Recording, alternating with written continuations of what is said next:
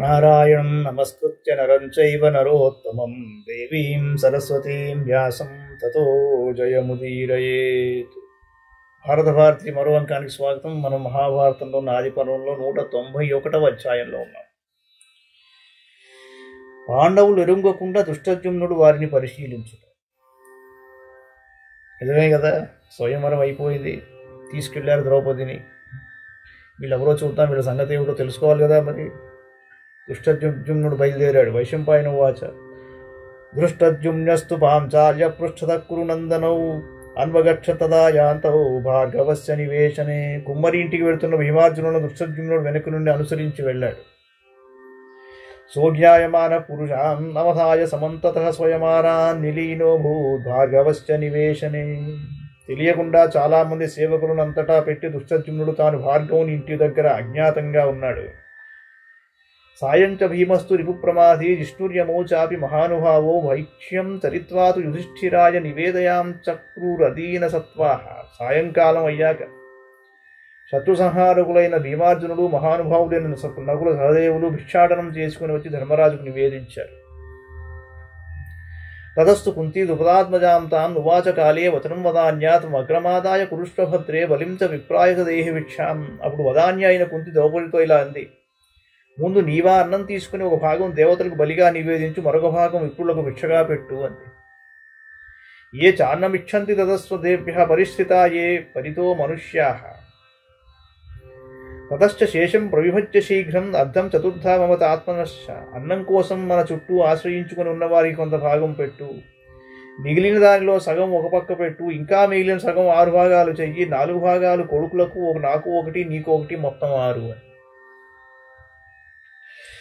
అర్ధంతు భీమాయ చ దేహి భద్రేయ ఏష నాగర్షభతుల్య రూప గౌరో యువా సంహననోపపన్న ఏషో హి వీరో బహుభుత్ సదైవ.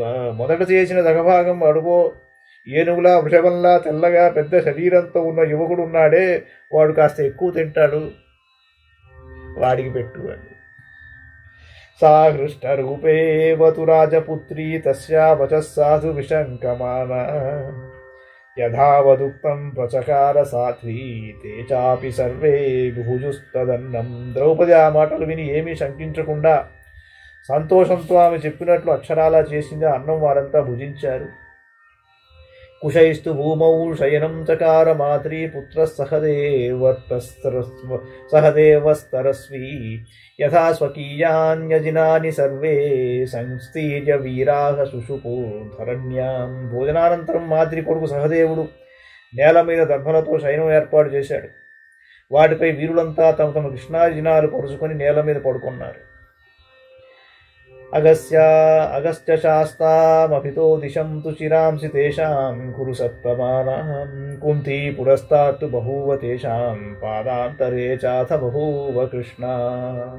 అశేత భూమౌ సహ పాండుపుత్రైః పాదోపధానీవ కృతా కుశేషు న తత్ర దుఃఖం మనసాపి తస్యాహ న చావమేనే పురుపుంగవాస్తాన్. పాండవులంతా దక్షిణ దిక్కుకి తలపెట్టి పడుకున్నారు. వారి తలల దగ్గర కుంతి, పాదాల దగ్గర ద్రౌపది పడుకున్నారు. ద్రౌపది పాండవుల కాలిదిండులాగా నేల మీద పరిచిన దర్భలపై పరుండినది. అప్పుడు అది ఆమె మనసుకు ఏమాత్రం కష్టం అనిపించలేదు. రాజకుమారి పాండవులను ఆమె కించిత్తు కూడా తిరస్కరించలేదు. చూసారా? తే తత్ర శూరాః కథయాం బభూవుః కథా విచిత్రాః పృతనాధికారాః అస్త్రాణి దివ్యాన్ని రథాంశ్చ నాగాన్ ఖడ్గాన్ గదాశ్చాపి పరస్పథాంశ్చ. అక్కడ పడుకొని పాండవులు సేనాధికారులను గూర్చి దివ్యాస్త్రాల గురించి, రథాలు, ఏనుగులు, ఖడ్గాలు, గదలు, పరస్పథాలు మొదలైన వాటిని గురించి విచిత్రమైన కథలు చెప్పుకున్నారు. Quality of life. అక్కడ అది ఉండాలి, ఇక్కడ ఇది ఉండాలి, ఇలా ఉండాలి, అలా ఉండాలి, అది లేకపోతే కుదరదు, ఇది లేకపోతే కుదరదు అనుకునే అమ్మాయిలందరూ ఒక్కసారి చదివి తెలుసుకోవాలి వివాహం అంటే ఏమిటి అన్నది. తేషాం కథాస్తాః పరికీర్చ్యమానాః పాంచాలరాజస్య సుతస్తదానీం శుశ్రావ కృష్ణాం చ తదా విషణ్ణాం తే చాపి సర్వే దదుషుర్మనుష్యాః. వారు చెప్పుకున్న కథలన్నీ పాంచాల మహారాజపుత్రి అయిన ద్రౌపది విన్నది.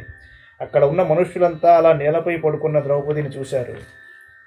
దృష్టజుమ్నో రాజపుత్రస్తు సర్వం వృత్తం తేషాం కథితం చైవరాత్రౌ సర్వం రాజ్ఞే ద్రుపదాయాఖిలేన నివేదయిష్యన్ స్వరితో జగామ. రాజకుమారుడైన దృష్టజుమ్నుడు వారు రాత్రి చెప్పుకున్నదంతా విని అంతా మహారాజు ద్రుపదునికి చెప్పాలని త్వరగా తండ్రి దగ్గరకు వెళ్ళాడు.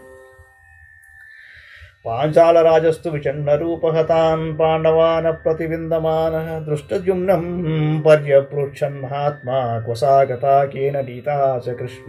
ద్రుపదుడు విషాదంతో వారు పాండవులని తెలియక దృష్టజుమ్నుని ఇలా అడిగాడు, ఎక్కడికి వెళ్ళిందయ్యా ద్రౌపది, ఎవరు తీసుకువెళ్ళారన్నాడు. పాపం. కచ్చిన్న శూద్రేణ నహీనజేన వైశ్యేన వా కరదేనోపపన్న కచ్చిత్ పదం మూర్ణిన పంకదిగ్ధం కచ్చిన్నమాల పతితా శ్మశానే. నా పుత్రుని శూద్రుడు గ్రహించలేదు కదా, హీనకురుడు గ్రహించలేదు కదా, కప్పం కట్టే వైశ్యుడు గ్రహించలేదు కదా, నా నెత్తి మీద బురదపాదం ఎవడూ పెట్టలేదు కదా, పూలమాల శ్మశానంలో పడలేదు కదా అన్నాడు. పాపం. కచ్చిత్ సవర్ణ ప్రవరో మనుష్య ఉద్రిక్త వర్ణోప్యుత ఏవ కచ్చిత్ కచ్చిన్న నామో మమ మూర్తిపాద కృష్ణాభిమర్శేన కుతోద్య పుత్ర. నా పుత్రికను నా వర్ణం వాడే గ్రహించాడా లేక అగ్రవర్ణం వాడు గ్రహించాడా, ద్రౌపదిని గ్రహించి హీనవర్ణస్థుడు ఎవడు నా నెత్తిని పాదం పెట్టలేదు కదా అన్నాడు. కశ్చిన్న తప్స్యే పరమ ప్రతీత సంయుజ్య పార్థేన నర్షభేణ వదస్వతత్వేన మహానుభావ కోసౌ విజేత దుహితుర్మమాద్య. ప్రసిద్ధుడైన నరోత్తముడు అర్జునునకు పిల్లనివ్వకుండా ఇలా ఎవడైనా పరితపిస్తాడా? నిజం చెప్పు, నా పుత్రికను గెలుచుకున్నవాడెవడు అని బాధపడ్డాడు ద్రుపదుడు. విచిత్ర వీర్యశ్చ చ్యుతస్య కచ్చిత్ కురు ప్రవీరశ్చ ధ్రియంతి పుత్రాః కచ్చిత్తు పార్థేన యవీయసాద్య ధనుర్గృహీతం నిహతం చ లక్ష్యం. విచిత్ర వీర్యపుత్రుడైన పాండురాజు యొక్క కొడుకులు బ్రతికి ఉన్నారా? ఈరోజు పాండుని చిన్న కొడుకు అర్జునుడే ధనుస్సు పట్టి లక్ష్యం భేదించాడంటావా? నిజమా? ఇది శ్రీ మహాభారతే ఆదిపర్వణి స్వయంవర పర్వణి దృష్టజుమ్న ప్రత్యాగమనే ఏకనవత్యధిక శతమోధ్యాయ. మంగళం భగవాన్ విష్ణు మంగళం గరుడధ్వజ మంగళం పుండరీకాక్షో మంగళాయతనో హరి. సర్వం శ్రీకృష్ణార్పణమస్తు.